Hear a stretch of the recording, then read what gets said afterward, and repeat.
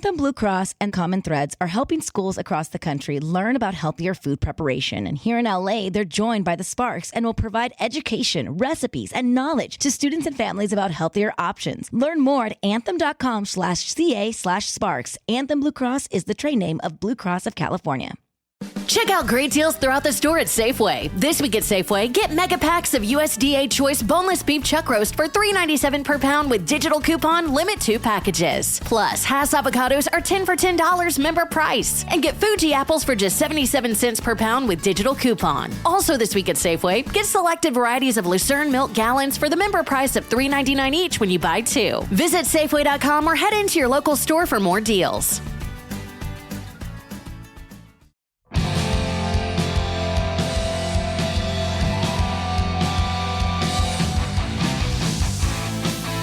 Times are old, in times of new, there's a God to follow to make it true. It's the pop culture field,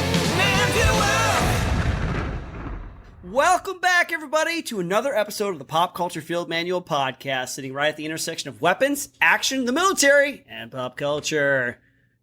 First, they had a podcast. Then, they did it again. Then, they did it 77 more times. And this time, it's personal. And revenge. And all the other cliche taglines and words designed to get you interested in, that's right, the sequel to whatever pop culture piece of information you're going after. Today, we're going to go through our top list of best and worst sequels. And we are so glad that you could join us again. Dude, that was a good intro.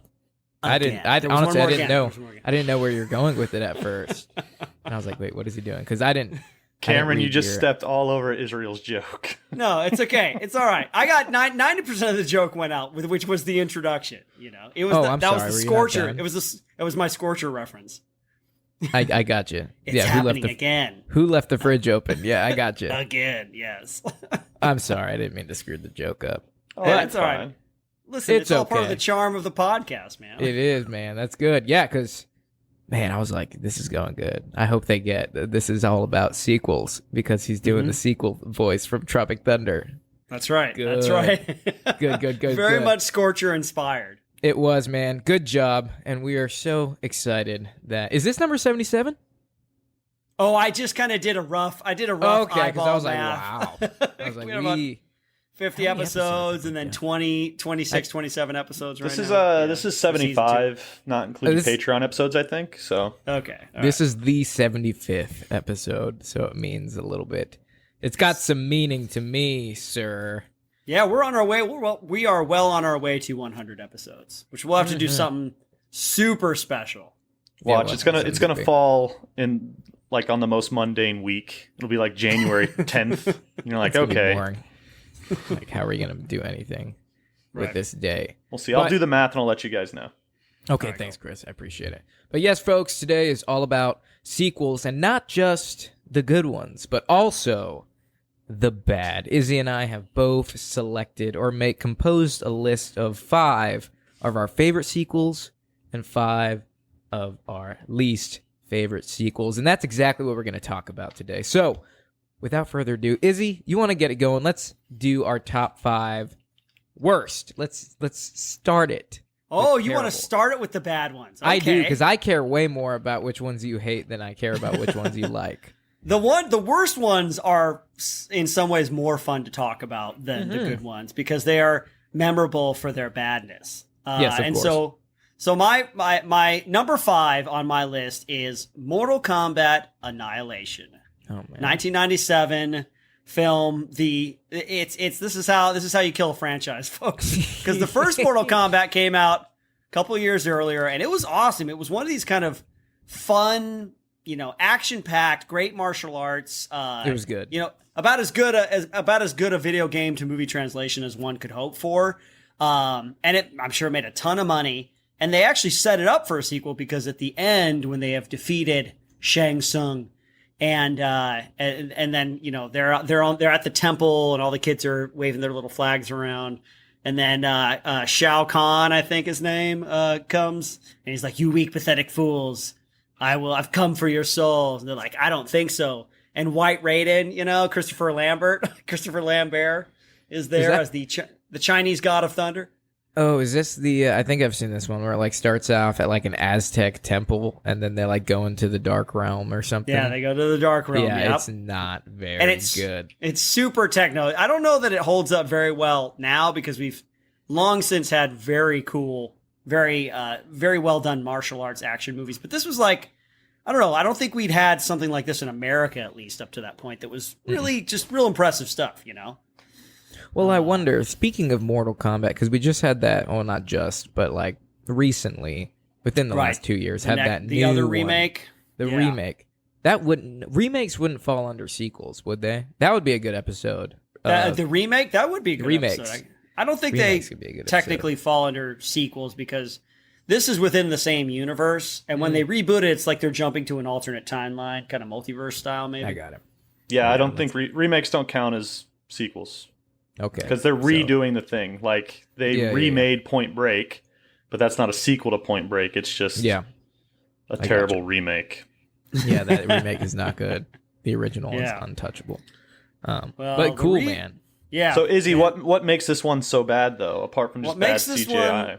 I tried to have some parameters from my best and worst list, which was like, you know, how well it represented the genre that it was in, if it honored the spirit of the original, and if it either improved on or kept going some of the things that made the original great. Because you don't have a sequel if the first one doesn't have something cool about it, and you don't have any more if the sequel is garbage. So this one was garbage because it starts off right away where they actually changed some of the actors. So the guy who played Johnny Cage is different. I think the girl who played Sonya Blade is different. Raiden is different. I think all of them are different except for the main guy, Liu Kang. And so right off the bat, like you jump in there and you're like, wait, this is not the people that I had this adventure with, because they were smart apparently and they left and they killed Johnny Cage like right away. And the martial arts action is garbaggio compared to the first one. And that's saying something because this is like when Americans didn't know how to do martial arts action at all, you know? Sure. And then there's too many characters. Like, obviously, there are a lot of characters in Mortal Kombat, the video game franchise, but they just stuffed this one full of them. And, I don't know, just bad acting. And then at the end, instead of an actual martial arts fight, which is kind of the theme of Mortal Kombat, they do this really bad animality, like CGI fight. And it was bad for, like, back then, you know? So it definitely does not hold up. It didn't hold up then. It didn't hold up 5 minutes after the movie was released. So they should have never introduced. They would have done a better job introducing babalities into this one rather than that would have been bad too. But it would have made it more noteworthy for good reasons. For the ridiculousness, because they actually tried to do it seriously, but they turned into these horrible CGI dragon guys, and it's just really bad. It's just terrible. So your overarching reason is it was just a big steamy pile of crap. Yeah, it was just not everything. It failed on every level that the first movie succeeded on, and that's why I made the list. All right, Cam, what's your number 5? Good pick, Izzy. I went a little farther down the timeline, but I'm picking the Tremors series with Kevin Bacon, just because. Are you doing every sequel after the first one? Yep. Everything. Not just one, not just two. They should have stopped after one. Well, there were like 6 of them, right? There is a lot of Tremors. Yeah, too many in my opinion. But the reason, because it was an entertaining movie. The first one, good concept. Like these creatures that couldn't see, but they use seismic activity to like navigate and stuff. And you got this meth head middle of nowhere town where they encounter these things and they're all like, what do we do? And plus Kevin Bacon's awesome. But they should have just killed it off after the first one. Like, one thing that made this series make the list for me is the fact that a prequel I don't think should fall under the number system, because they go, the first one's decent, but then Tremors 4 is The Legend Begins. Even though it's the 4th movie in the series, it takes it back to like the Western times, To but it's still the perfection back in the olden fourth days. movie in the series. So they should have just did like Tremors, drop the 4 and just do The Legend Begins. That way it's not like, okay, this is, after the third. It should just be its own movie. But not to mention the evolution of the creatures are like, they just get ridiculous and you don't take the movie seriously anymore. It's more of like comedy horror as the sequels progress. Like they're not just worms anymore. They have like these kind of raptor looking thing called ass blasters. And they What? Yeah, you don't. How far down is? I got to the point because in the second one, they evolve into the little raptor-like critters, and they have infrared, right, instead of seismic. Something and like then, that. In the third one, they fly. Yeah, it's the ass gosh. blasters are in Tremor 3. So the flying ones, they're like raptors that fly, but the way they fly is they literally have like, I don't know, they have shit that blasts out of their ass, so they call them ass blasters, and that's how they like take off and, get propulsion is through like fire out of their ass. And that's in the third one. So like you can kind of see why this is just getting out of pocket. It all depends on the packaging, right? Because the first one, if you might describe it in a certain way, it's underground monsters, and they even give them like ridiculous name graboids, but the execution of the movie was really well done, and that's a rare thing, for kind of that kind of, it's a monster movie, It's a monster movie. But then the first one's great. The first one's great, yeah, I know. That's why I'm like super let down. Because I mean, growing up, like sci-fi channel would always play this movie, and then they would always play number 4. Number 4 was cool because like they introduced like the Gatling gun for the first time, and but it's still number 4, and I don't like that. It's just like something dyslexic about it. But yeah, they should have stopped after they started naming these creatures ass blasters. Yeah, they definitely should have. I would argue they should have stopped before that. Yeah. The second one's not bad. It still has Fred. Yeah, it still had Fred Ward in it. Yeah, and Michael Gross. Yeah, Fred Ward's the guy that plays like the hunter, right? No, that's Michael Gross. Yeah, that's he's Michael the partner Gross. Yeah, of Michael Gross is like Kevin in a lot of them too. Yeah, he's the only through line in all of them. Yeah, Yeah. he becomes kind of the star of the series. But no Kevin Yeah, Bacon. But no Kevin Kevin Bacon. Yeah. No Reba I think McEntire. Yeah, I think they definitely should have taken like the fourth one and made it a prequel, made that number 2, but dropped the 2, just, Legend Begins, and then maybe move on to the second one and then call it quits. I like how one of your big criticisms, Cameron, is not the low quality of the filmmaking, but the fact that they put a number 4 in the fourth one and didn't just cut the 4 and just call it back to Huge. to Legend. That's big. That's huge for me. It's just like not happening. Not happening over here. His sequels need to make sense in their naming conventions. Absolutely. Keep it KSS, man. KSS. Keep it simple, stupid. Why is there 4 in there? That's fair enough. All right, so what's your number 4 on your worst sequels of all time? Worst sequels of all time, number 4, Friday the 13th. Everything. Just everything past the first one? Everything past the first one? Well, okay. So there are. You're a big time hater. You're hating on entire sequel series, Cameron. Well, I'm a big hater of sequel like series that just milk the crap out of it just because they think they don't want it to die, right? I would throw Michael Myers franchise on here because the last one I did not like at all. Halloween? Yeah, Halloween. There's we'll another one. There's another one coming. There's another one coming, which I'm just like, man. Isn't like the movie called like Halloween Dies or Halloween like Kills. Halloween Kills, and then it's like or Halloween Ends. Halloween Ends. Kills was and then the next one's gonna be like Halloween Ends ... Not yet. So Maybe like with later. Friday the 13th, is it because it's just a little overdone. ridiculous for a villain to survive through 13 movies and just be on? I mean, for me to kind of go along with what you're saying, and it's my problem with the Halloween movies is when the villain is just unkillable. It's who gives a shit? Exactly. Yeah. Exactly. So for me, there's currently 13 Friday the 13th movies out. And like, it's, Friday the 13th original, it has a good remake. I like the remake because it's completely different, but still has elements that make, a good slasher film.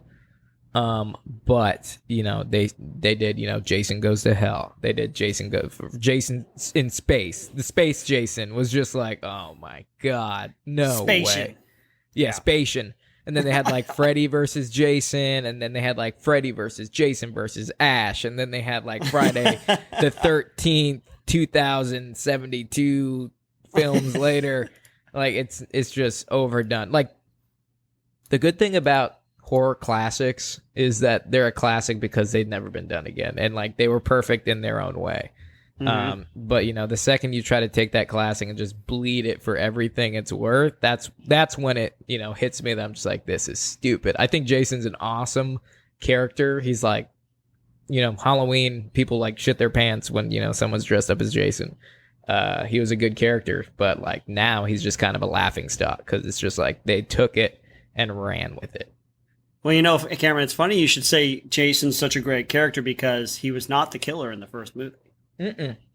No, Yeah. he wasn't at all. It's like he didn't actually become like a slasher until what? The second movie? The second movie, he's the bad He's guy. the main. Killer, Yeah, he's It's the his main mom bad in guy. the first one. Yeah, Yeah. his mom's the first one. Which is He's just kind of an idea, right? Yeah, like they think it's him, but it's really just his mom. Yeah. And then the So second that's one, cool. it's him, and his mom's head is in a fridge. Yeah. See, that's cool. I think that's super Yeah. cool. And then like, yeah, the scene where they're on the boat and like all of a sudden he comes out of the water, like all looking demented and stuff, and pulls her down. Like that shit gave me nightmares. But Jason in space, absolutely not. Yeah. Or what did they call that one? Jason X? Yeah, Yeah. Jason X. Yeah, it's hard when the makers of the franchise don't even take the franchise seriously anymore. Yeah. Like Yeah. in space, that's a joke. That's like a jump the shark. That's like Leprechaun in space. You know, it's when they have absolutely no more idea. It's like, oh, we'll just make him go to space. Yeah, and then it becomes like a parody of itself. Yeah. So it's like you took a cool concept and just destroyed it. Yeah. All right, so Israel, you said Halloween was coming. What's your number 4? Well, it's funny you should ask, Chris, because it's Halloween Kills from 2020. Nah. No, it's the first. I loved the Halloween that came before this one, right? Like the 2019, I think it was, 2018, 2019, where they set it up to be a direct sequel to the first one. So they kind of retconned the entire series, which I don't know that there were any other good Halloween, you know, movies after the first one, in my opinion. So they make this a direct sequel. It's like 20 years later, 30 years later, and she's still paranoid. They make Jamie Lee Curtis's character still paranoid. She's like a prepper, basically. And she's warning everybody. She's like the town crier, like, he's coming back. And nobody believes her. And they do just a great job. They get the feel of like him silently stalking. There's a great one shot where they just follow him like to the back of a house and he grabs the knife and he just walks through the house and I think he walks down the street and everybody's running by him maybe and nobody cares because he's in a mask. And I just thought with that, he breaks out of the asylum again. The people go to try to interview him and he breaks out and gets his mask back. But it was like they did a really good job, and they had a great kind of twist at the end where he's in the house and he's looking for her and she's the one kind of hiding and like jumping out and getting him because she kind of knows how he is, and they trap him in the basement. So what do you hate about this movie? No, he doesn't hate I'm that sorry. one. This was I all haven't even- preamble. Oh, This is okay. preamble. Sorry. Preamble. So they do all this great stuff, and then in Halloween Kills last year, they make him some sort of like spiritual, like some sort of like they really like kind of make him some sort of essence, like he's the embodiment of evil, and every time he kills, he gets stronger. Every time people mistrust, whenever we mistrust one another, he gets stronger. Like, and Jamie Lee Curtis spends the entire movie in a hospital, not doing anything, you know. And she got like a stab wound, right, or something. yeah, to get a stab wound. It starts directly after the events of the previous film. And he walks out, and it's like you were saying, Chris, like, when he's even more unkillable than Jason. Like, Jason actually, like, he gets hurt, you know, and they can blow him up, they can, you know, drown him, they can electrocute him, they can do whatever, and like, gone he will for a be little bit. affected. Yeah, Michael Myers is just like, he's just like a force that just walks through people, and it's not scary anymore, you know, because you know, like, at the end, spoilers, everybody, the whole town comes together and they trap him. They say, we're gonna get you, and they beat him down, and then they all just kind of stop. It's important to properly dispose of unwanted medication or sharps. MedProject offers free and convenient disposal options near you. To learn more, call 844-MED-PROJECT or visit medproject.org. It's important to properly dispose of unwanted medication or sharps. MedProject offers free and convenient disposal options near you. To learn more, call 844-MED-PROJECT or visit medproject.org. And then there's a monologue, and then they try to go for it, and he gets back up, and he just kills them all, and he has no eyes, and he's this essence of evil, and it's just, there's way too much monologuing about how he's some sort of, they're trying to like explain, kind of like what they did with Jason, they're trying to explain why he keeps coming back, he's not a real person, he's the embodiment of evil, and I'm just like, you really, they killed it for me to the point where I'm not going to see the third one. I won't, because they're not going to get me again. My life is too short. I can't spare those 2 hours, you guys. You'll watch it when it's streaming. I'll watch it streaming, yep, and I'll find out that I was true, that I was right. Hey, I've watched lots of bad movies, even though I was like, this is gonna suck because I'm a completist. Yeah, no, absolutely. I will ask my friends Dan and Sean. They watch literally every horror movie that comes out. I'll ask them about it, and they will give me an accurate assessment. I'm sure they will. They're very horror elitists. I know. All right, so then it seems like you really hate that movie. So what could you possibly hate more than that? What's your number 3? There are a couple more that I hate more than that, and the first one is my number 3 choice, Independence Day Resurgence from 2016. Yeah, they shouldn't even have bothered. They shouldn't have even bothered. And they were going to try to bother like 3 more times. I think they had 3 total sequels on the docket. They were going to try to do their own cinematic universe. And this is how you kill that. This is how you kill all hopes and dreams for a cinematic universe. In Independence Day Resurgence, and it's cool because they get some of the same actors back. Jeff Goldblum's back. The president, Bill Pullman. Bill Pullman. Yeah, it's him. Bill Pullman. Okay, I was thinking Paxton. Bill Pullman's there. He's crazy now. They hear these signals. They've got, what the cool thing is that they try to like incorporate the technology and into their technology, and so they're getting ready because they think, they're coming back. And I think it lost me when like, like you go bigger. Roland Emmerich, like he's the big disaster movie guy. He started the franchise. He started Independence Day, and it was a blockbuster. And they literally just went bigger. Like the mothership it's not just like, it's not like a skyscraper. It's like half the size of a continent, and the mother queen, the queen mother is literally like as tall as a building.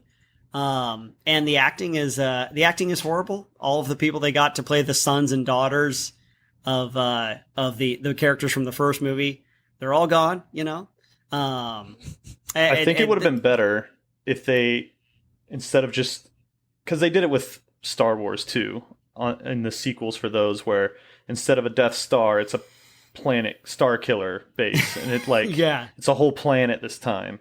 Right. Instead of going bigger, what they should have done. So if we can record this and then send it back 15 years so that they do it my way, that would be great.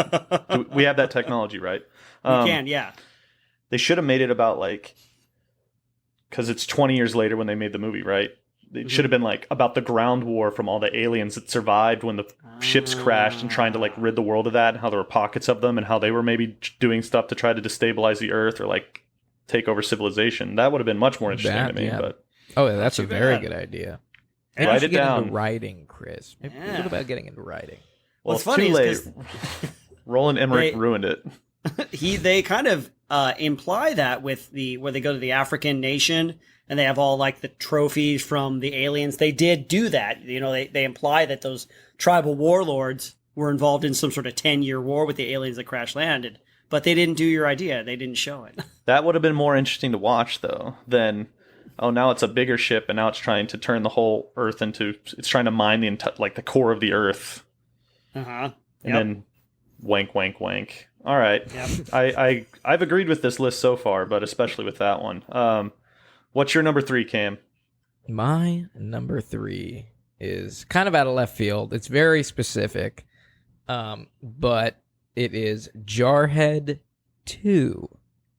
You ever even heard of this? I've never even heard. I didn't know it was a thing, no. It was a thing, and it shouldn't have been a thing. It should have been killed off when someone was like, let's make a sequel to Jarhead that has nothing to do with the first movie's plot and it's just a completely different movie.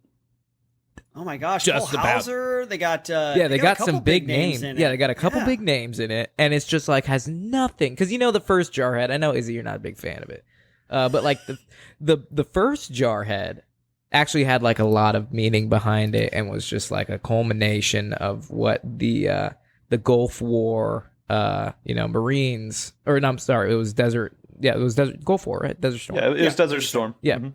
Yeah, what these guys went through, the training they go through, and then just, everything they're told is like kind of bullshit. They're always on the toes, getting ready for the fight, but it never happens. It's like a good representation of a lot of people's experiences that deployed, They go over there expecting a fight and nothing happens. So it's like, that's great. That's a lot of deep meaning.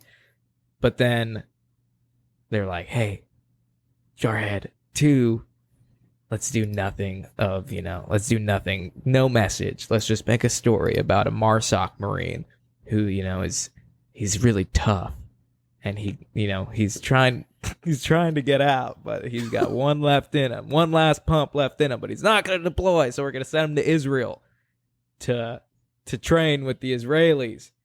And shit happens in Israel. It's like, that's the movie. Like, it's nothing to do with, Jake Gyllenhaal, has nothing to do with anything. They just put the number 2 in front of Jarhead, or behind Jarhead, and just said it's a sequel. So they could have just called it a different movie then. They should have absolutely called it like, Marine Raiders, the final mission, or something like that, but they literally just called it Jarhead 2.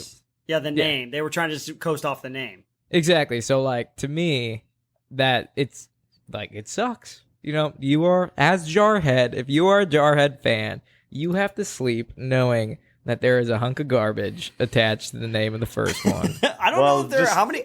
I was gonna say, I'm with you. I don't think there's a bunch of people out there that's like, there's not Jarhead conventions and people that are have the poster on their wall that are then.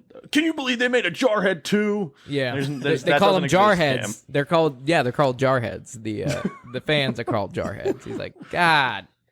But no, that was just, I watched it. I tried to watch it the other day because I've seen it before. And when I say seen it before, I started it, couldn't finish it. And then I was just like, let's try it again. Oh, that's bad. It's bad when you again. can't finish a film. Yeah. That's saying Well, I'm like, there's like full-blown nudity and like the banter is in it. And like, freaking, it's just everything. It has like every single military. Lang's in it, man. Yeah, they have like every single military cliche in the movie. And it's just like, it's not okay. It's just not okay. It is unkempt. That's what it is. So But I'll put that on Jarhead my 2. list of movies to avoid like the plague then. Yeah, there you go. I'll write it down right now. But yeah, Jarhead 2. I mean, not a lot to say about it other than it's one of the worst sequels of all time. Well, it's funny because American Psycho 2 that has Mila Kunis in it, it's a sequel to American Psycho, but it's not really. They made the movie and then they were like, say, you know what we could cash in on? All this Psycho talk. It reminds me, there was a movie called American Psycho. We'll just make this American Psycho 2. All American Girl or something like that. And we'll head over to the speakeasy. The people will love it. The people will love it. They'll love it. They'll do the Lindy Hop to it. Yeah. Yeah, but that's just cynical Hollywood doing that. Speaking of cynical Hollywood, what's your number 2, Cameron? Oh man! Oh, okay. Oh, Izzy was really excited. I thought you were like perfectly gonna be. Oh, that would have led it. I'll get to my cynical Hollywood. Okay. Well, okay. As a sequel, this one is kind of a no-brainer. Spider-Man 3 with Tobey Maguire. Oh, come on, man! I'm gonna have to disagree with you a little bit. I mean, okay. Well, let's figure out why you disagree with me. Hold on. Before you disagree, I'll say this about Spider-Man 3. I saw it on like a Thursday premiere.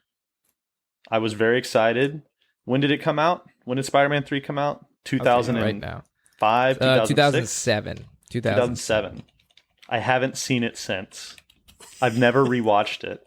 That's how bad it was. So I agree with Cam. Now, Izzy, go ahead. Well, I mean, it's not as bad as The Incredible Spider-Man, like Andrew Garfield's second outing as Spider-Man.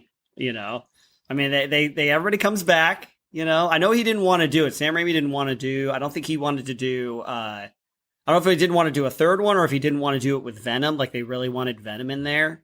And you could tell he was starting to like kind of give up on it when Tobey Maguire does the evil jazz dance number.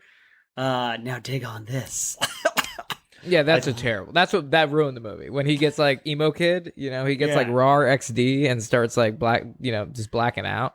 Yeah, that ruined the entire movie.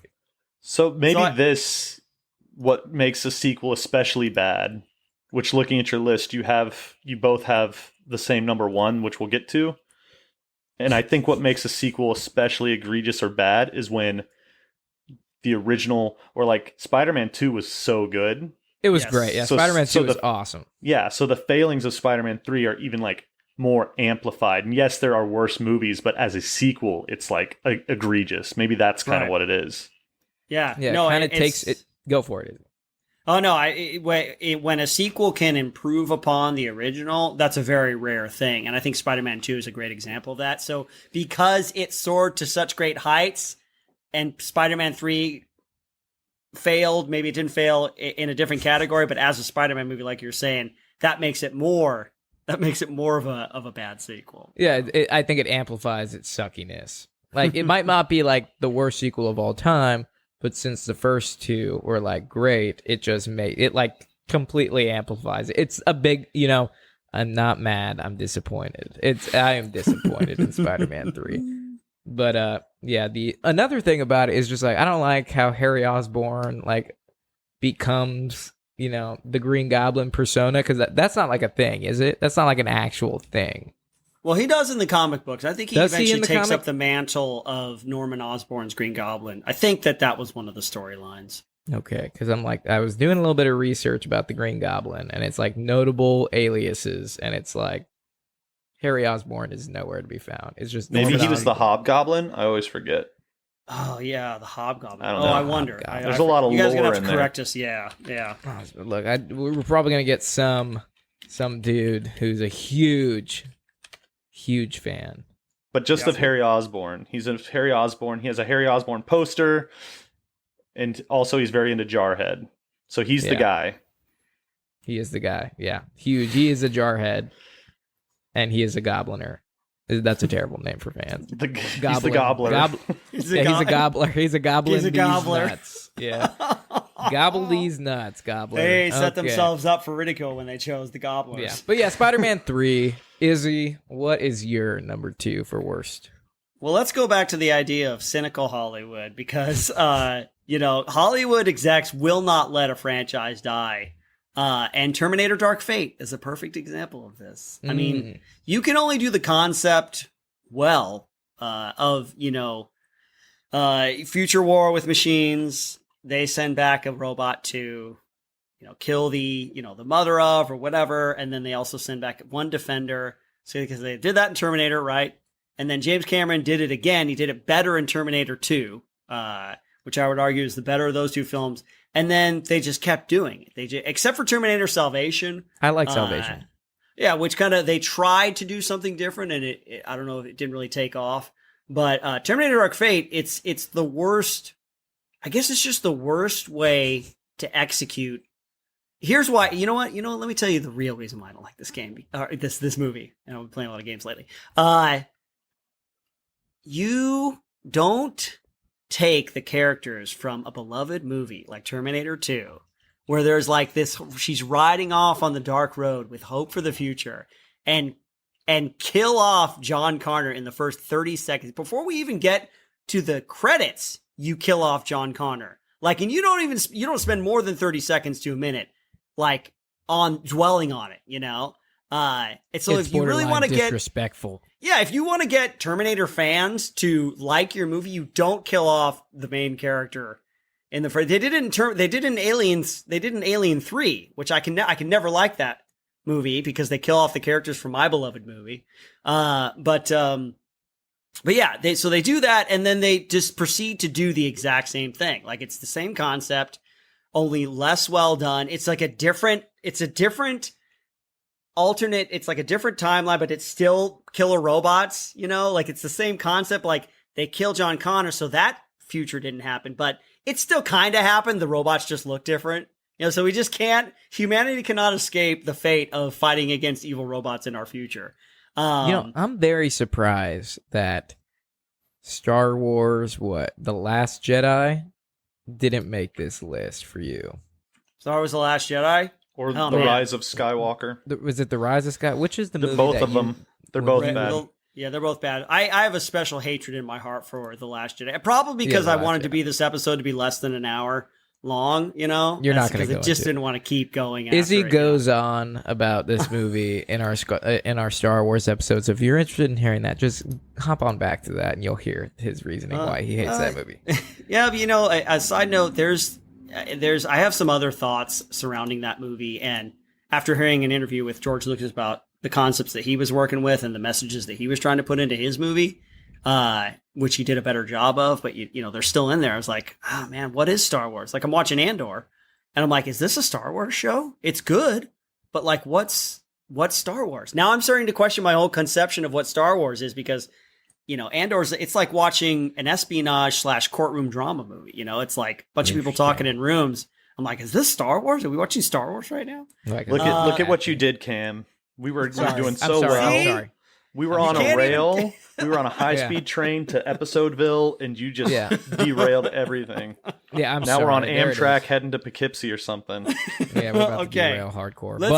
All right. I'll tell you. The good thing is that we both agree about our number one pick for worst sequel of all time. Here, so the number one worst sequel of all time, according to Cam and is Indiana Jones and the Kingdom of the Crystal Skull. Yes. The worst sequel. Borderline sexual assault. Yeah. Offensive. It's offensive how bad this movie is. Just real quick, this is another movie that I saw on a Thursday. I saw it at like midnight on Thursday. Haven't seen it since. It had so much potential. It had so much potential. Yeah, I thought it had a great cast. Great Everyone cast. Was back. Ray Winestone, Shia LaBeouf, Kate Blanchett. Kate Blanchett as the Russian, the saucy Russian lady who tries to read minds, and they're going after not aliens but space between space aliens. Yeah, it's so bad. Like the way it ended. Like at first I was like, this is a really entertaining movie. This is great. And then boom, train wreck when they started messing with like these alien people. And it was just like what? The budget was $185 million. I mean, it made a lot of money, but it disappointed a lot of people too. That's kind of like, you pay for something that you see on social media that's like, everyone's like, wow, this is great. And then you buy it and you're like, this is shit. And you're like, I can't get that monny back.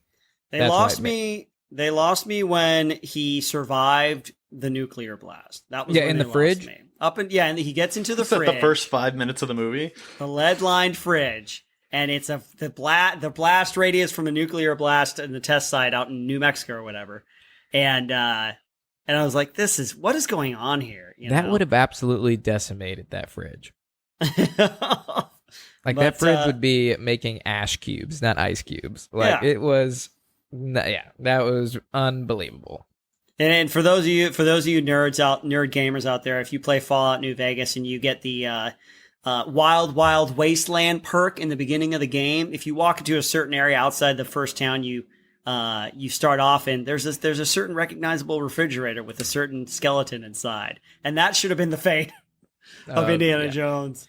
Just ridiculous action with like that, and then Shia LaBeouf swinging from the trees with the monkeys. Yeah, they just kind of it's not. I don't know. Yeah, I don't know what they were thinking. Now, all the other action, it was on the edge. It's important to properly dispose of unwanted medication or sharps. MedProject offers free and convenient disposal options near you.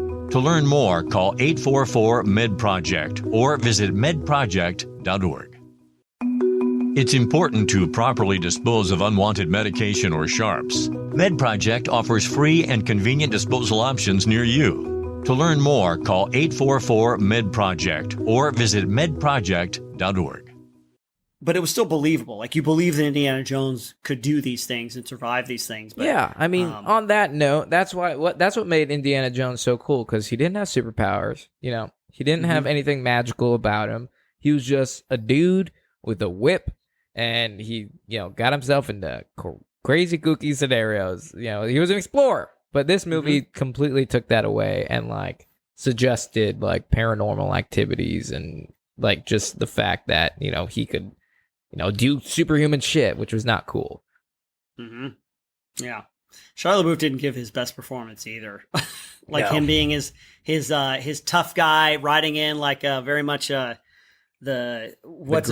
Marlon Brando kind of esque look to him with the hat and the leather and the He was bike. a greaser. They tried to make him into like a greaser, but they just made him look like a West Hollywood freaking, bear. Yeah, he's Macho Man. He was literally a macho man. That's what they made they're not stopping. You know that they're doing another one too. What? Like, Harrison Ford's got to be he's in 70s, his 80s, right? I don't know how I think he's like 77. Oh my goodness.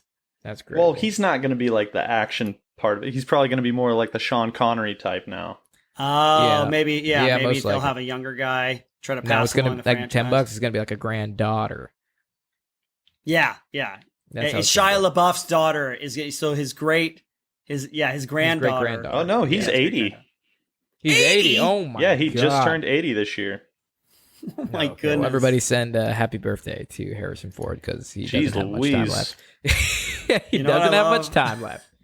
You know what I love about Harrison Ford is he's very honest and dry when they ask him, like, so are you excited to do this movie? Like, why? What brought you back? What about the movie brought you back? He's like, the money. They're paying me. They're paying me. Like, why else would I be doing this? Yeah.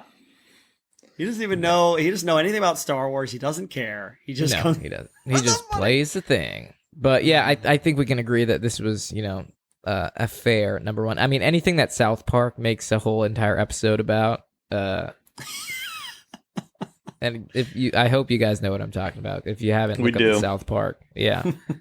As far as the listeners, but yeah, no, absolutely, one of the most terrible sequels of all time. But on that note, you ready to kind of get optimistic here? You ready to spread some good vibes? Let's On to put some sunnier cheer. Let's get pastures. happy. Yeah. Yeah. What This is is your number 5, Izzy? My number 5 is Mad Max Fury Road, 2015. Good pick. Yeah. Oh, it's so great. So going back to the original, honoring the spirit of the original, Mad Max series has always been about the awesome road fights, like the action on the road, high speed chases. And this one is almost completely that, the entire movie. It's basically then go out in one direction. They fight their way in one direction. Then they turn right back around and fight their way all the way back. And it's brilliant. And it's, I don't know. I think George Miller he has a great vision for this kind of stuff. And I remember saw it. I mean, it didn't make a difference, but I saw it high the first time I saw it. And it was my amazing. God. But it stayed Devil's amazing. lettuce. I saw it regular after that. And I've watched it many times since. This is the kind of movie that the action is so good. And it's simple enough with the story. You get the characters right away. You know what their motivations are and what they have to go through. And that, like, you just pop it in and just start watching it. And there's no part of the movie that you can watch that's not fun to watch. Even when they kind of slow down a little bit and meet the ladies and then they decide to come back. Even that is, everybody does a great job. You got Imperator Furiosa, and you got Tom Hardy as Mad Max, and Charlize Theron as Furiosa. A bunch of great ladies and dudes. And what's his, I forget his name from Warm Bodies and X-Men, but he's the little Nicholas war Hoult. boy. Nicholas Hoult. There you go. He has a great arc. Everybody has it's great, stereotypical archetypal storytelling. Like, they all have arcs. They all learn something. There's like I don't know. It's there's really great characters. Like, the whole look of they do the post-apocalyptic better than anybody else. It's funny because it had 3 different writers, which I thought was hilarious because it's one of the simplest stories. Like, they go out that way and then they come right back. I'm sure most of the movie creativity was spent like doing the action. Cause it's just amazing, how they put it all together and how, like, there's that one shot at the end, my favorite shot of the movie, where they're coming back and everybody's, trying to hop onto the rig and then something blows up, another thing blows up, and he's like swinging on these like pendulum things, and he swings over while this big rig like blows up behind him. And it's just this beautiful, it just kind of encapsulates the whole feel of the movie. It's awesome. Mad Max Man, Fury he Road. was high when he saw it. Yeah, that's a very specific. That's a very specific thing. That you're right. All the visuals are really good, but you sound like a hippie. And then this beautiful, it's the arc, and oh man, Oh man, it was so powerful, man. it was good, so man. cool. Yeah. Pendulum It's- stuff, man. It's when it's a class, it's a case study in doing the basics to perfection. It's the Ranger of movies. It's the Ranger Regiment of movies. Wow. Oh, he's just doing that to play to his audience here. He's just trying to play to the audience. Yeah, absolutely. Well, that's a good All right. pick, man. That's a Cameron, solid what pick. about you? Mine, I'm going to keep it short and simple just because we've talked about this movie before and it is still, hot and popping. Top Gun Maverick. 36 years later, but still one of the best. Like, they did everything right in that movie. Just the way they made the movie, the preparation, getting all the actors to actually experience, G-force in the cockpit. The fact that they're actually flying, in real jets during the movie and, like, all the G's are real when they're, like trying to breathe and everything. It's awesome. Not to mention they have, like, all the elements of back when the 80s, like, all the elements of the 80s, but in 2022. With like a modern mix on it. It was just everything about that movie was freaking sweet. An improvement on the original? Just as good or better or not as good as the original? Oh, I don't know. That's very hard because like you in the 80s, like I'm sure if I saw it in the 80s, that would have been like a crazy movie. But since like I actually saw Top Gun like maybe in 2015 and 16 for the first time ever, or you're watching an older movie and you're like, well, there's movies nowadays like shit on this movie, but I think it was better than the original. Yeah, I agree. That's why I asked. I thought it was better agree, than Yeah, I would think it was better than the original too. I agree. absolutely, I think man. it's better. Yeah, so there you go. That's the whole reason why it's on this list. Because if you can improve the original, that's like big achievement there. I hope it gets a fucking Tony or whatever you call it. Just kidding. It's an Emmy. I know it's called an Emmy. I wanted to get your reaction. It's It's an actually Oscar. Okay, so there you go. Yeah, Emmys 2 are for points. television. Yeah, there you go. That's perfect. All right, Cameron, what's your number 4? Number 4, kind of weird, but I actually really enjoy this movie personally. Hellboy 2: The Golden Army. Me like too, that. man. Oh, you like that movie? I love that movie. Love that movie. Yeah, Funny, because didn't make your list. yeah, I know. didn't make That's your why I'm list. so happy that he has it on his list. 'Cause that means I still get to talk about it. Yeah, you can talk about it all you want after me though, because I picked it. Hold your horses here. Hellboy 2. The thing that made the first Hellboy so cool is the fact that you had all these like fantastical fantasy creatures like running around, and like I'm a big fan of practical effects and costumes and movie makeup, and the creature design in the first one was awesome, but they take that creature design and they like open up the world to like you explore more of the actual paranormal side of like what they're investigating, because the first one's more like they jump over from the other side and it's more about like humanity's like defending against these things. But then in the second one it was like, okay, now we're gonna go over to the fantasy side and like focus on that. And I think the creature design was super cool. Like everything about that movie really hit me in a good way. It made me tingle in places I like to tingle. But yeah, Hellboy 2, super cool. I like lore. I like I like creatures and shit. So that was an awesome one for me.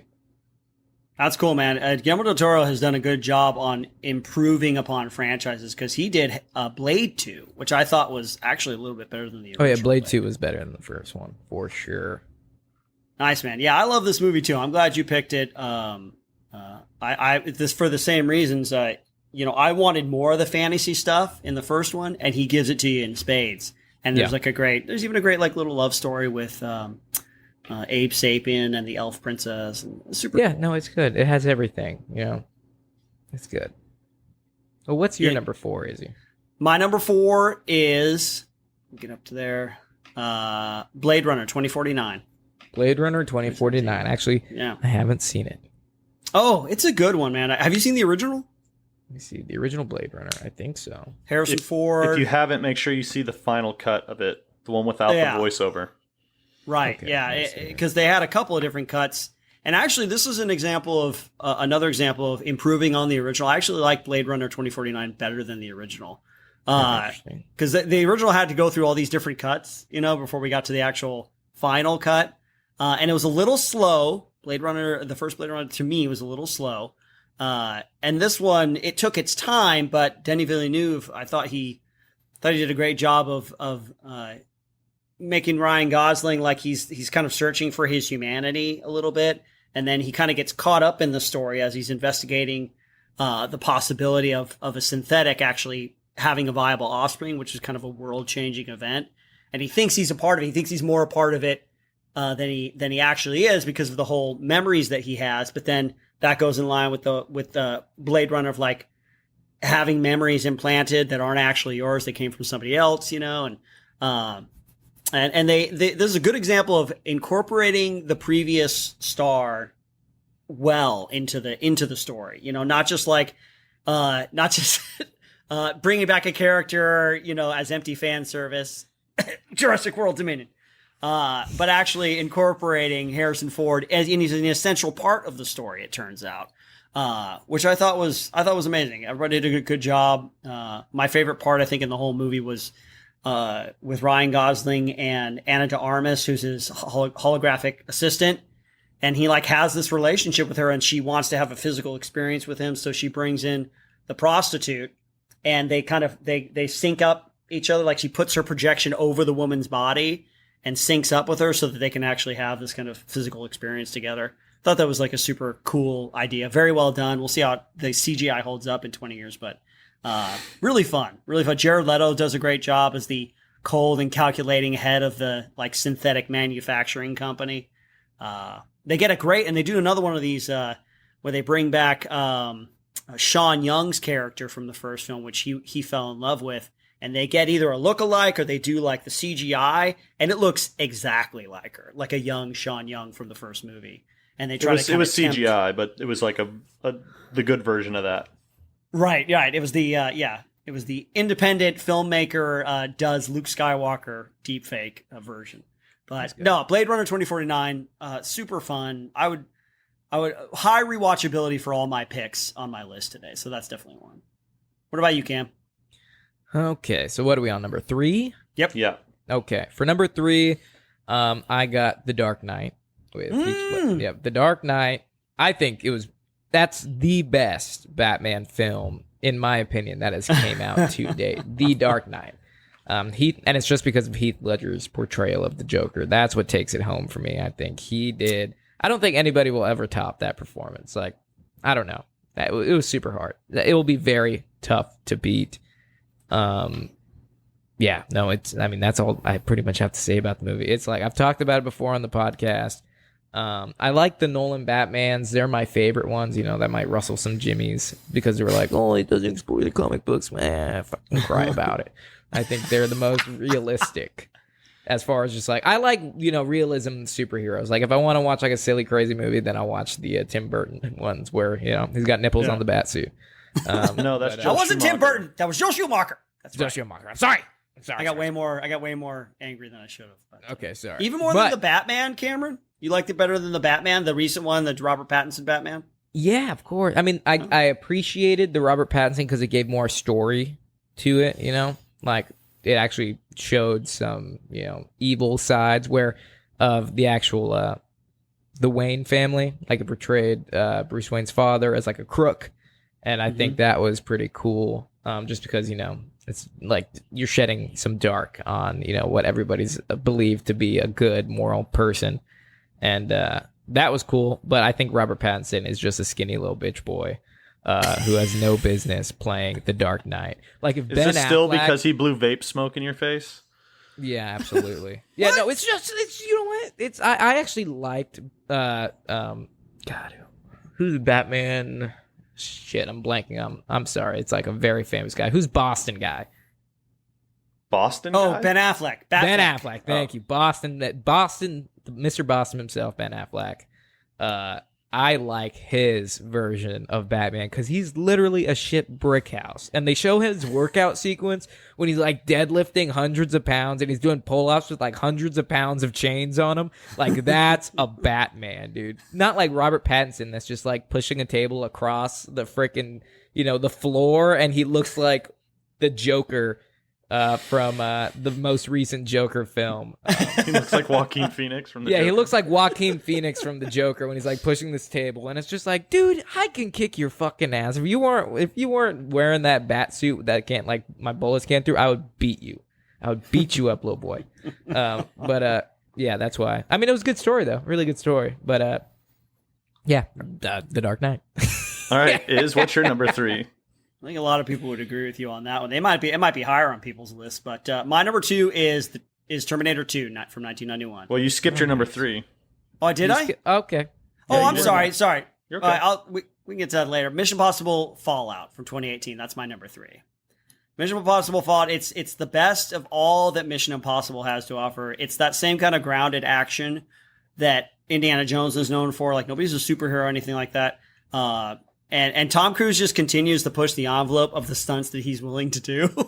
And this one, it's they start off with it's personal stakes. Like, they bring back his ex-wife from Mission Impossible 3, and they kind of weave it into the larger threat of like these nuclear weapons. And I love that with the movies coming up with I think with Dead Reckoning Part 1, they're continuing.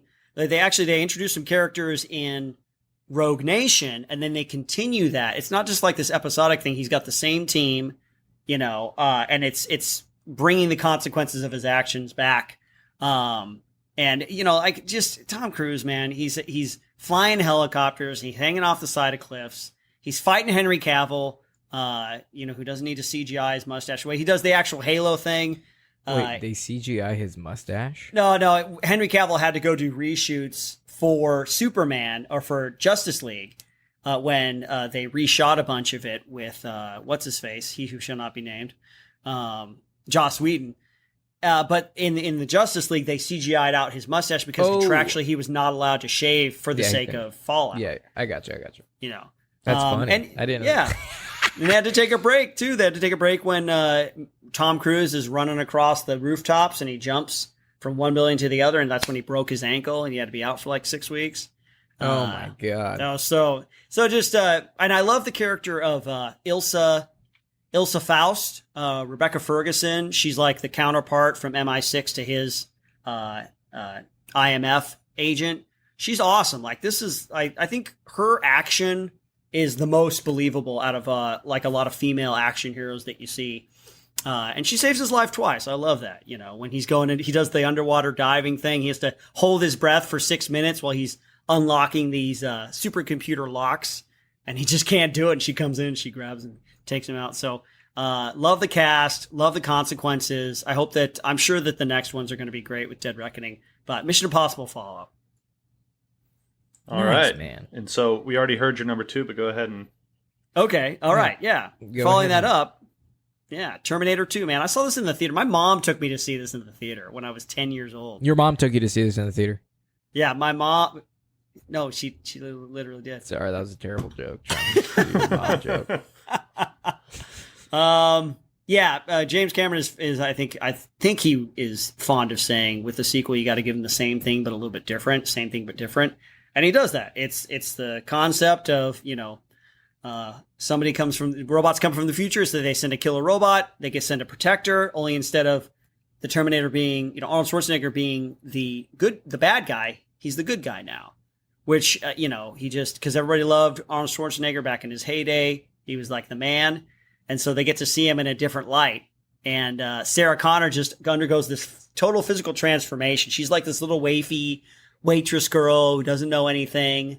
She has a great arc in the first one where she has to toughen up and really rise to the occasion. And this one, she's been totally scarred by her experiences. James Cameron likes mentally scarred, emotionally scarred women in his movies. But and then she has to learn to kind of soften up. She gained worked out hardcore for Yeah, she's this pretty one. ripped in Terminator 2. Yeah, where she's doing the pull-ups and stuff in the mental facility. I love. Yeah, it's James Cameron really knows how to make a sequel. He's the master of sequels, as we will see later on in the episode. But yeah, Terminator 2. And then this was when CGI really started to come into its own when they do the liquid metal Terminator, knives and stabbing weapons. But so many great one-liners, really well written. The best peak Cameron and peak Arnold Schwarzenegger, Terminator 2. Yeah. Nice, dude. Okay, I got you. I can agree with that. I guess, are we on my second now? Mm-hmm. What's your number 2? Okay. My number 2. This is kind of funny because I haven't seen it. But... What? No, it's just a really quick. Honestly, it's more of an honorable mention, but Paddington Bear 2. Paddington Bear 2. I haven't seen it yet. I want to see it so bad because everybody that I talk to thinks it's an amazing movie. And you will agree with me, Izzy. Everybody that we've talked to, we're like, Paddington Bear 2. They're like, it's an amazing movie. We talked to our producer, Zach, of Shift Fire, and That's right. I was like, have you ever seen Paddington Bear 2? He's like, oh, it's a lovely movie. And then they literally name it in the Nicolas Cage movie, The Unbearable Weight of Massive Talent. And it's one of his all-time favorite movies. It's one of his all-time favorite movies. And he said, it'll make you a better man. It'll make you want to be a better man. Yeah. So it's on my list. But that's more of an honorable mention. My second one, I think the John Wick series effing slaps, yo. They get better and better every time. Yeah, I mean, the first one's really favorite. hard. The first one's really hard to beat. But just like you said, do the same thing but different. Mm-hmm. They do exactly that. Like, honestly, the action gets more and more and more as the movies progress. And there's, the fourth one's right in the chute. It's coming out soon. Yep. It looks craziness. I mean, like, they are revolutionizing the action sequence. Plus, they're doing everything right when it comes to weapon manipulation. Like you've seen, if you've listened to this podcast for a long time, my biggest gripe is when they hold a gun wrong or, don't do anything right as far as just their tactics and whatnot. But in John Wick, Keanu Reeves is a freaking stud muffin. He trains with the guys over at Terran Tactical and 2 and 3 gun. So his mag changes, they're all real and they're super freaking fast. The dude knows what he's doing. He trained so hard for that role.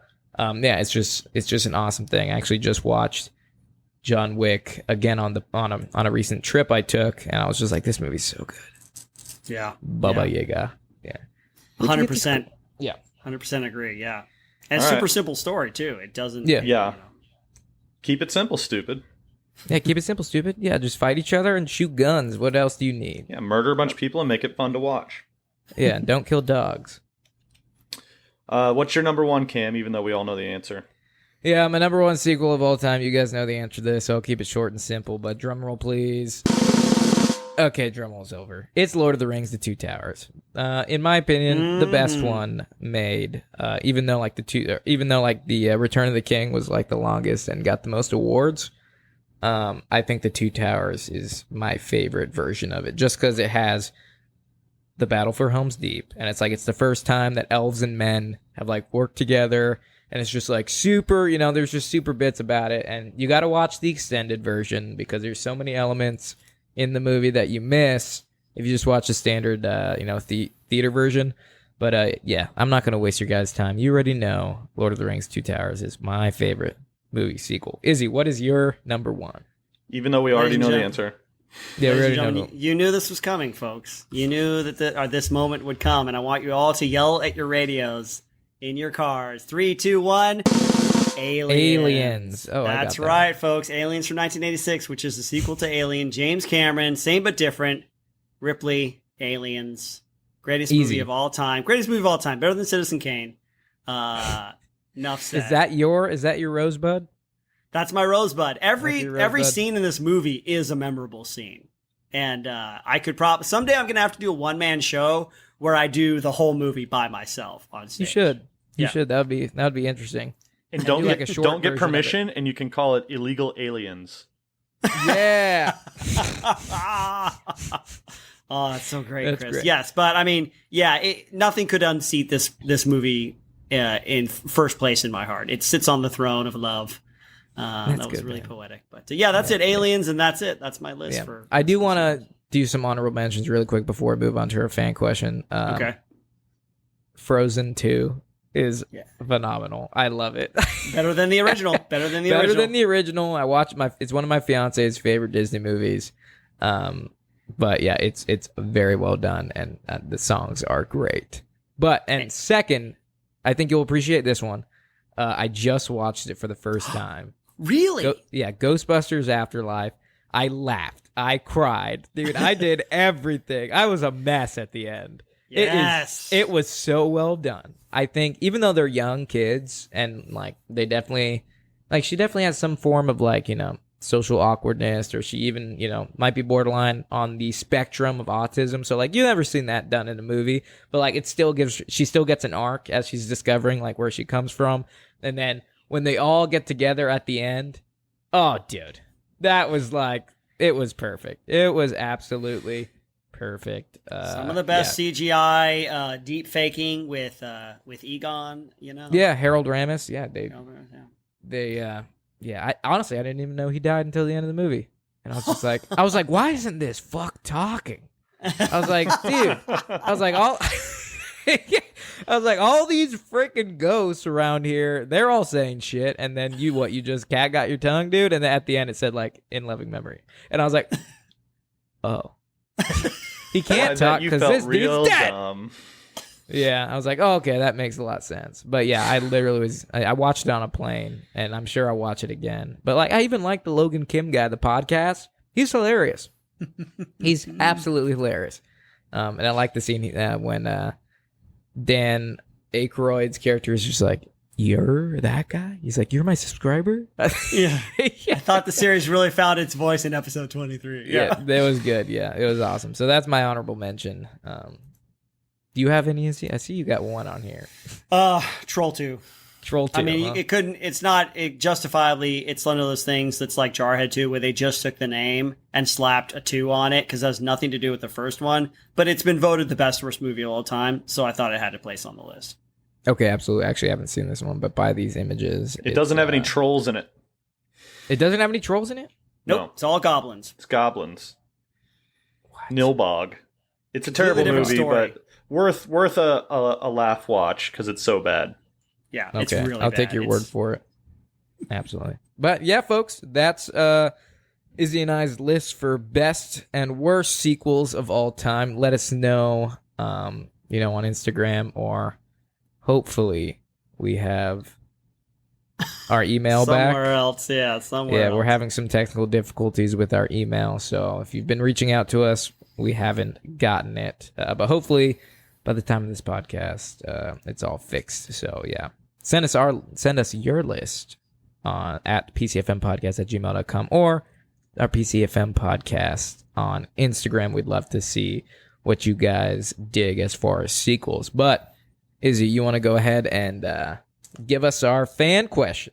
We got a fan question, folks. Max Graff via Instagram wants to know, can you pinpoint a moment where all your training came to fruition, where you realized it's really real, or where you realized the scope of your capabilities as a Spec Ops unit?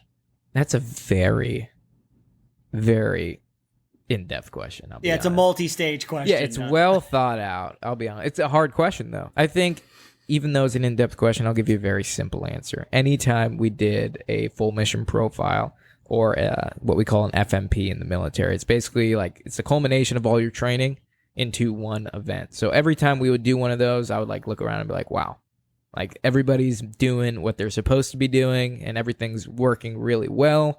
Anytime we would do an FMP, and then on deployment, obviously, because you train for that moment. But that's my answer. Good answer, Cam. My answer is when I was on deployment, every time we would come back from a mission, there's always that downtime where you're riding back in your vehicles and everything's done. You're back on base. You're safe. You're taking all your stuff off, and you're just kind of chilling. You're sweaty. You're hot. You did your job.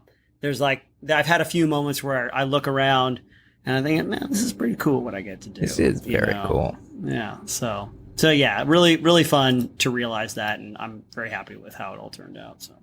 Okay. All right, Cam. Well, Max, we hope we answered your question there, buddy. But this podcast is not over yet because we have a game to play. Yes? That's right. Yes, we do. This is a game for you to play, Cameron. I am the game master now. Okay. And this game is called Tagline.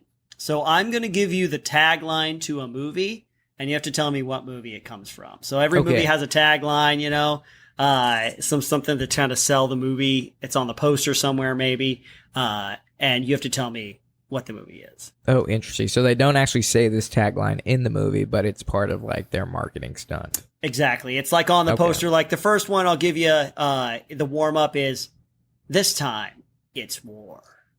This time it's war? Yeah. What movie is that? Shit.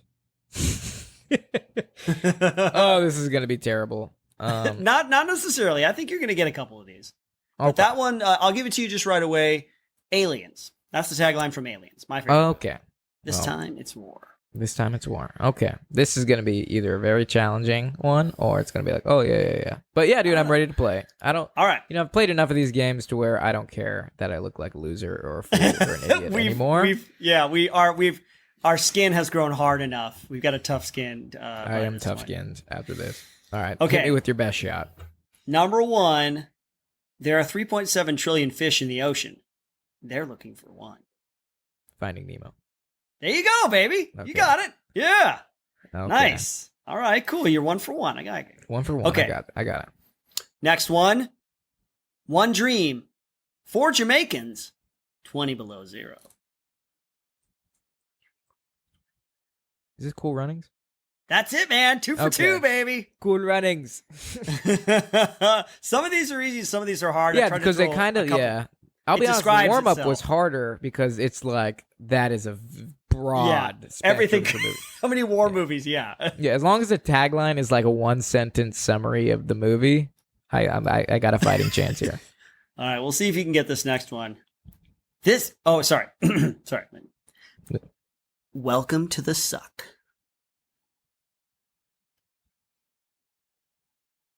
Is this the adult movies or military movie game? Did we just switch over? I know the answer to this one.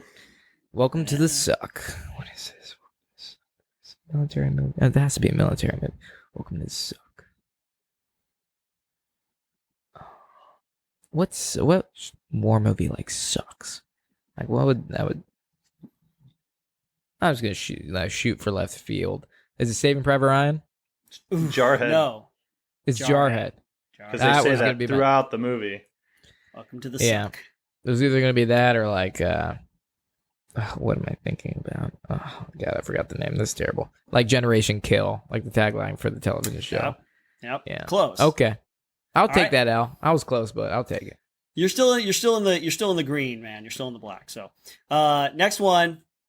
Who are you gonna call? Ghostbusters. There you go. Good one. That's a very iconic. That should have been the warm up, dude. You kidding me? Not this means war. Like I would have gotten the warm up. I guess I made this more for me. It's when you buy a present that you actually like, yeah. you know. Yeah. All right. Next one. You'll never go in the water again. Jaws. There you go, man. See, you're good at this. It is. Actually, fun fact about Jaws, I was just diving and the boat we were diving on was the Aquanaut from Jaws 2. No kidding. Yeah, it was very interesting. Yeah, the captain, it was his grandpa was actually in the movie. So, and he was in the movie, like the guy who was, chartering the dive was in the movie too as a kid. So he like inherited it from his grandpa. So it was cool. Yeah. You'll have to tell us more about that sometime. Yeah, maybe one day. All right. Next one. We got 3 to go. With great power comes great responsibility. With great power becomes great responsibility. That is such an iconic line, but you're going to go crazy because I'm not. It's not. Oh, you should know this. You should know this. With great power. Batman. Oh, well, you got the man part right. It's Spider-Man. Spider-Man. I'm sorry. I was like, Uncle some Ben. sort of man. Yeah, Uncle Aunt Ben. May says Uncle it in the Ben. latest one. Yeah. All right. Well, you didn't get that one, but you're still up on top, fairly on top. Next one. You don't get to 500 million friends without making a few enemies. You don't get to 500 million friends.